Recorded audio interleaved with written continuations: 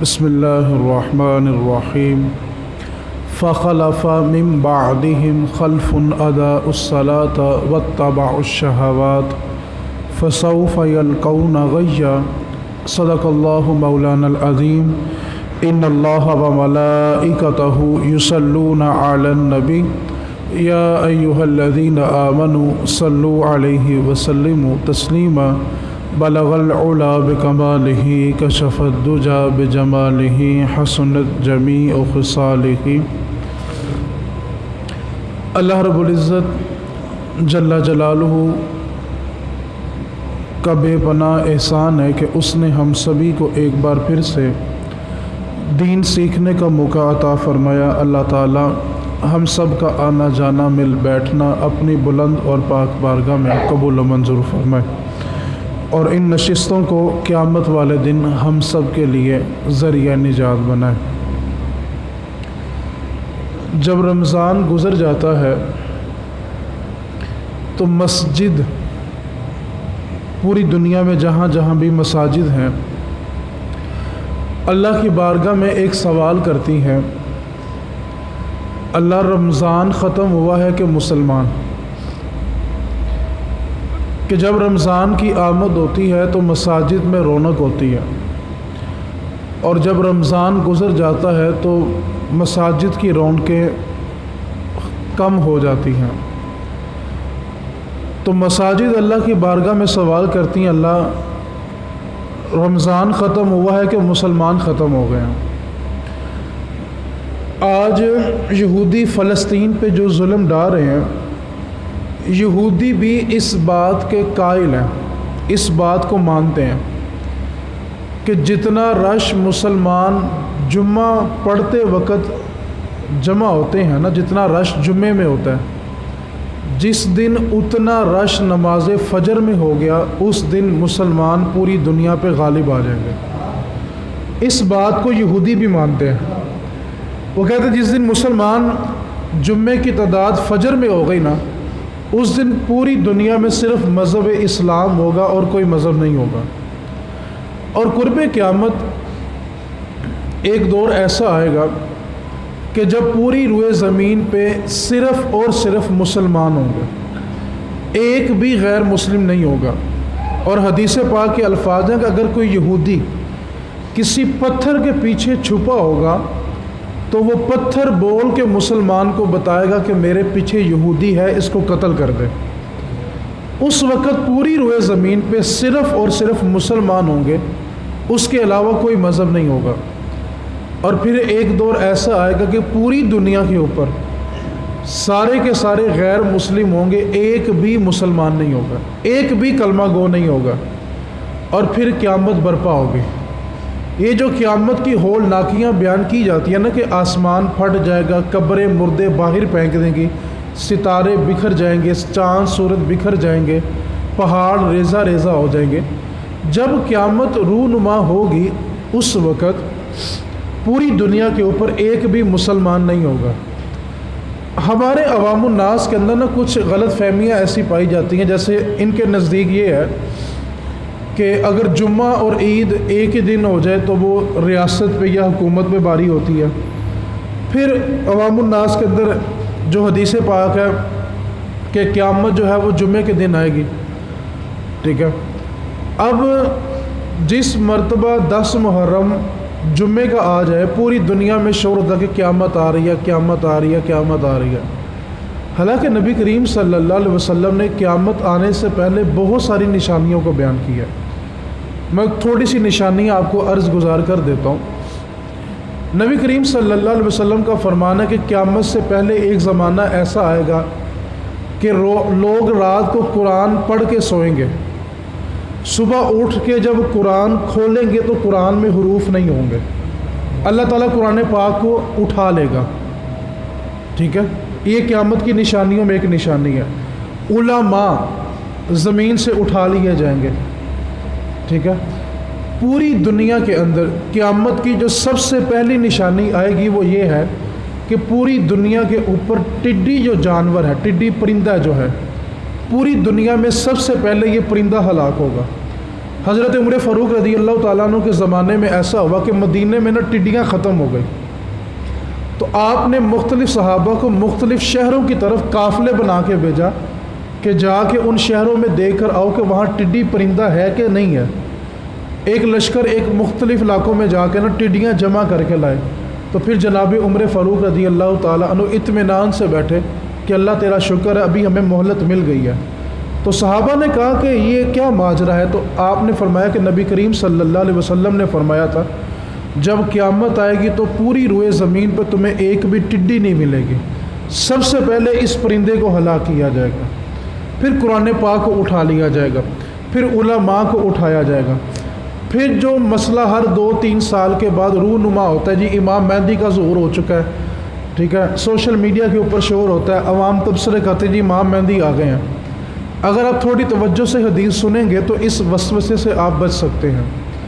نبی کریم صلی اللہ علیہ وسلم کا فرمان ہے کہ امام مہدی کا جب ظہور ہوگا ان کا نام میرے نام پہ ہوگا، ان کا نام محمد ہوگا، ان کے والد کا نام بھی عبداللہ ہوگا، حضور کے والد کا نام بھی عبداللہ۔ اب حضور کی حدیث کے الفاظ توجہ کے ساتھ سنیں۔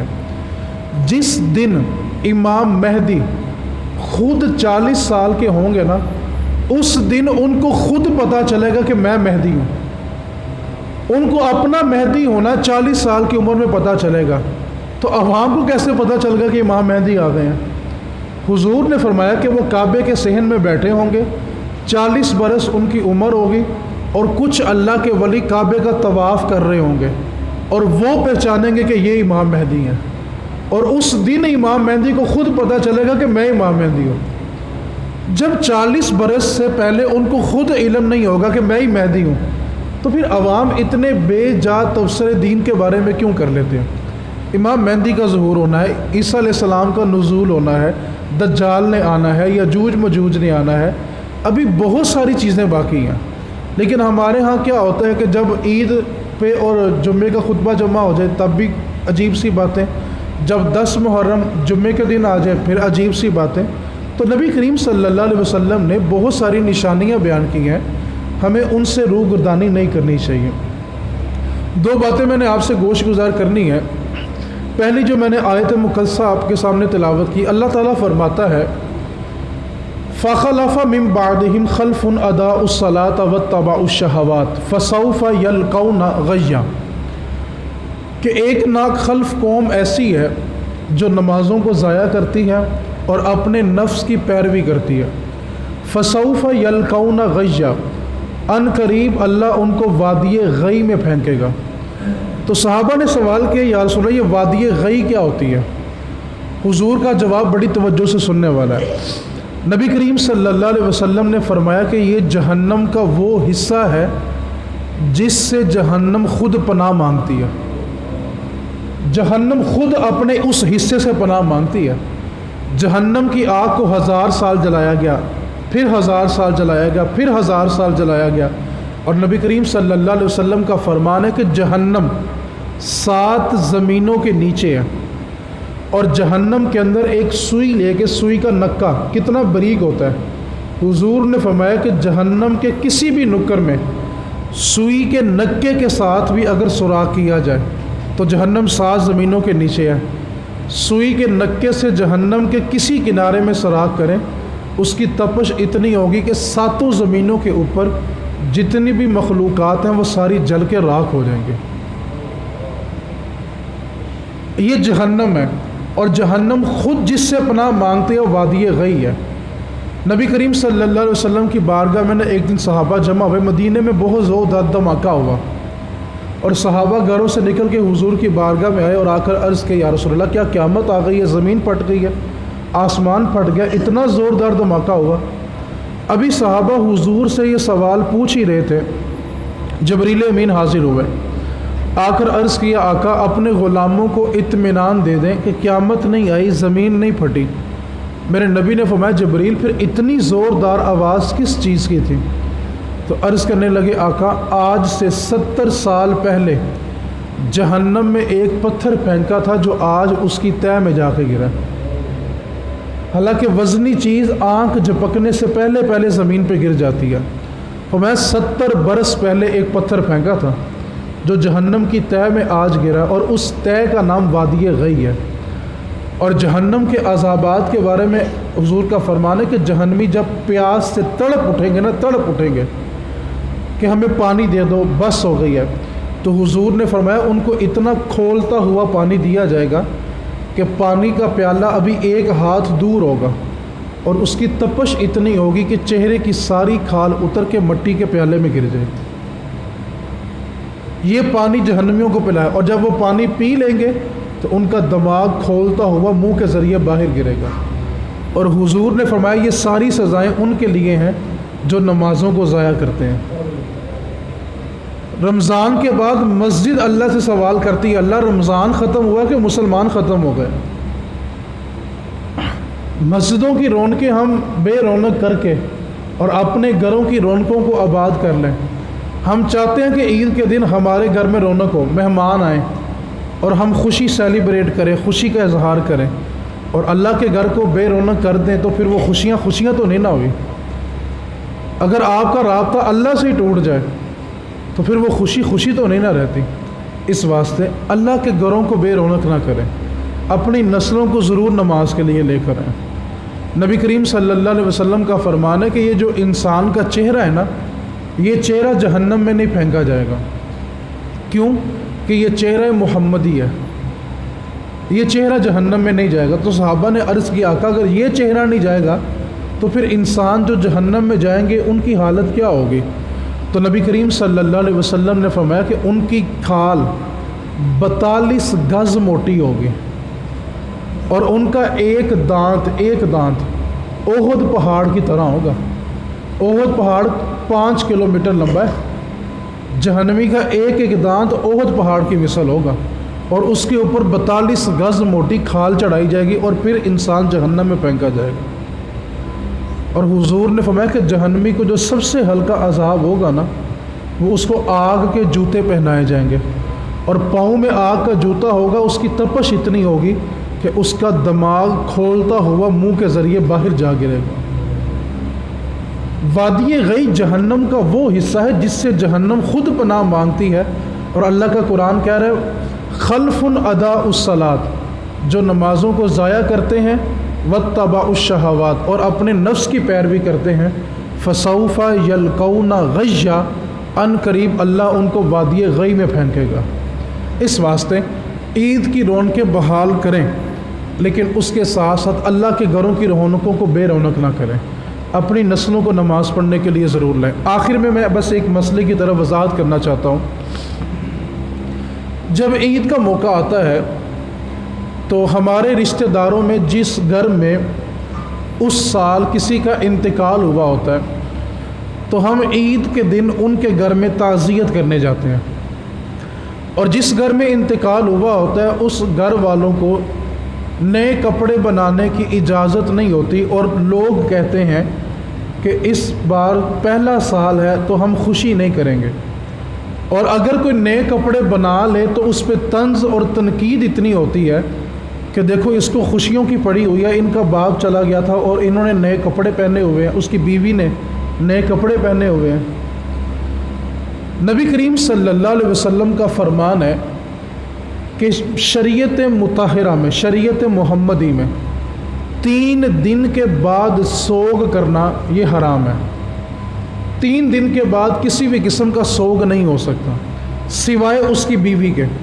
بیوی کے لیے 4 ماہ اور 10 دن کی جو عدت ہے وہ اس کے سوگ کے دن ہے، اور 4 ماہ 10 دن کے بعد وہ کسی اور جگہ نکاح کرنا چاہے تو نکاح کر سکتی ہے، البتہ وہ 4 ماہ کے بعد سوگ نہیں کر سکتی۔ ایک ہوتا ہے سوگ کرنا، تعزیت کرنا، ایک ہوتا ہے بے اختیار آنسو نکل آنا، اس کی اجازت ہے۔ جیسے کوئی بچھڑنے والا اچانک یاد آ جائے تو آنکھیں نم ہو جاتی ہیں، اس کی تو شریعت میں اجازت ہے۔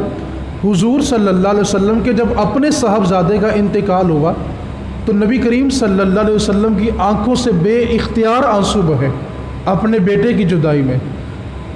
اس واسطے بے اختیار آنسو نکلنا اس کی شریعت میں گنجائش ہے، لیکن تعزیت کرنا، سوگ کرنا اور عید والے دن اس کے گھر میں جا کے ایسی باتیں کرنا کہ اس کے گھر والے رونا شروع کر دیں، یہ شریعت میں ناجائز ہے۔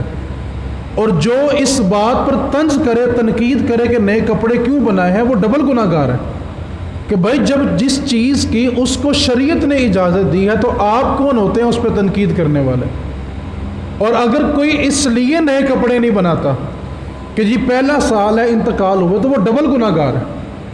اگر ان کو نئے کپڑے اس لیے نہیں بنا کے دیے جا رہے کہ پہلا سال ہے، تو وہ ڈبل گناہ گار ہے۔ اور جا کر تعزیت کرنے والے عید کے دن، عید کا دن حضور نے فرمایا خوشی کرنے کا دن ہے، ہمیں تو چاہیے تھا کہ ہم جا کر ایسی باتیں کرتے جس سے اس کا غم ہلکا ہوتا، وہ عید کی خوشیوں میں شامل ہوتا، اور ہم اس کے سامنے ایسی باتیں کرتے ہیں جس سے وہ دوبارہ رونا شروع کر دیتا ہے، اس کا غم تازہ ہو جاتا ہے۔ تو شریعت میں اس چیز کی اجازت نہیں ہے۔ ہاں آپ جائیں، جا کے صرف فاتحہ پڑھ لیں، جا کے دعا کریں اور واپس آ جائیں، اس کی بالکل اجازت ہے۔ لیکن ایسی باتیں کرنا کہ اس کا دکھ تازہ ہو جائے، اس کا غم تازہ ہو جائے اور وہ دوبارہ اس اذیت میں چلا جائے، تو یہ جانے والا بھی گناہ گار ہے، اور جو ان کو نیا لباس پہننے سے روکے وہ اس گناہ میں برابر کا شریک ہے۔ کیونکہ شریعت مطہرہ نے واضح اعلان کیا کہ 3 دن کے بعد کسی بھی قسم کا سوگ کرنا جائز نہیں ہے۔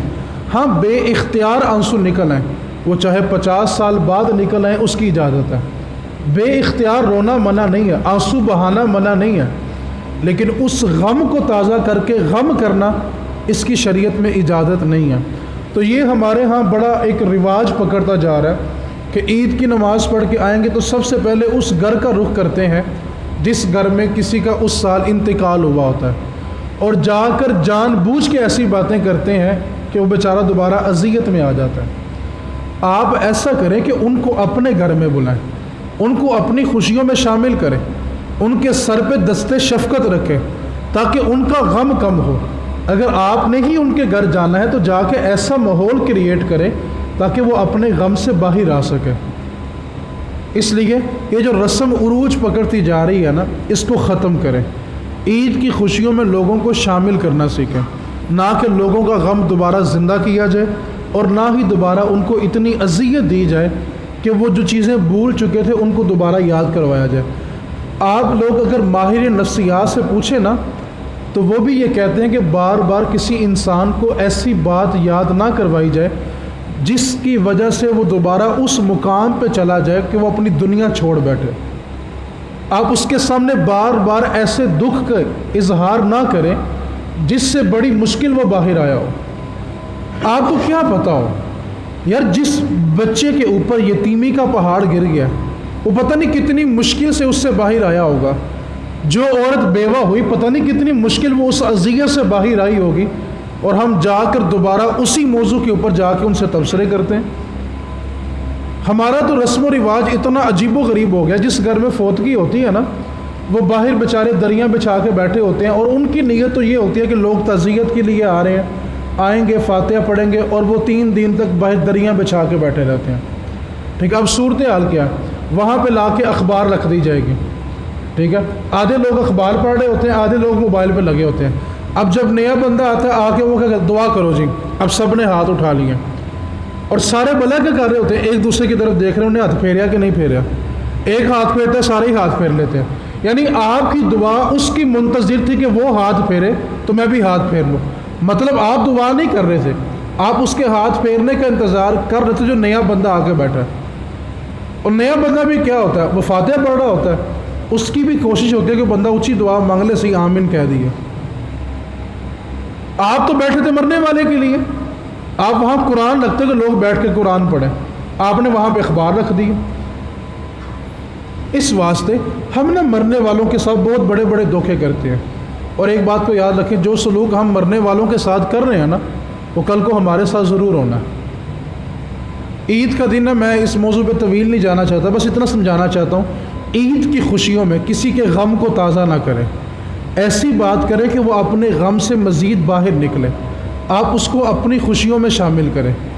پہلا موقع تو اس کو یہ دیں کہ وہ آپ کی طرف آئے اور آپ اس کو اپنی خوشیوں میں شامل کریں، اور اگر آپ کا جانا ہی بے حد ضروری ہے تو آپ جائیں، اصالِ ثواب کریں، لیکن ایسی بات نہ کریں کہ اس کا دکھ تازہ ہو جائے۔ اور بالخصوص میرا ان لوگوں سے خطاب ہے جو ایسے لوگوں کو طنز، تنقید اور گناہ کی نگاہوں سے دیکھتے ہیں کہ یار اس کا شوہر تو اس سال مرا تھا اور اس نے نئے کپڑے پہنے ہوئے ہیں، بھائی آپ کے پاس کیا دلیل ہے کہ وہ نئے کپڑے نہیں پہن سکتی؟ جب شریعت نے اس کو اجازت دی ہے تو آپ کون ہوتے ہیں اس پہ طنز کرنے والے؟ اس واسطے اس بات کو یاد رکھیں کہ عید کے دن سوگ کرنے کے لیے اسپیشل جانا یہ گناہ ہے، منع نہیں ہے، گناہ ہے، کیونکہ حضور کا فرمان ہے 3 دن کے بعد سوگ کرنا گناہ ہے، اور جو اس میں شامل ہوگا وہ گناہ گار ہوگا۔ فاتحہ پڑھیں، اصالہ ثواب کریں، مرنے والے کی ایسی بات کر لے، لیکن ہوتا بے اختیار وہ ایسی بات ہو جاتی ہے کہ غلط رونا شروع کر دیتا ہے۔ اس لیے ان کاموں سے آپ پرہیز کریں، عید کی خوشیوں میں ان کے پاس ایسے غم لے کے نہ جائیں، عید کے پہلے چلے جائیں یا عید کے بعد چلے جائیں، لیکن عید والے دن ان کا سوگ منانے کی کوشش نہ کریں، اور اگر کوئی ایسا گھر ہے تو اس کو تلقین کریں کہ وہ عید کی خوشیوں میں شامل ہو۔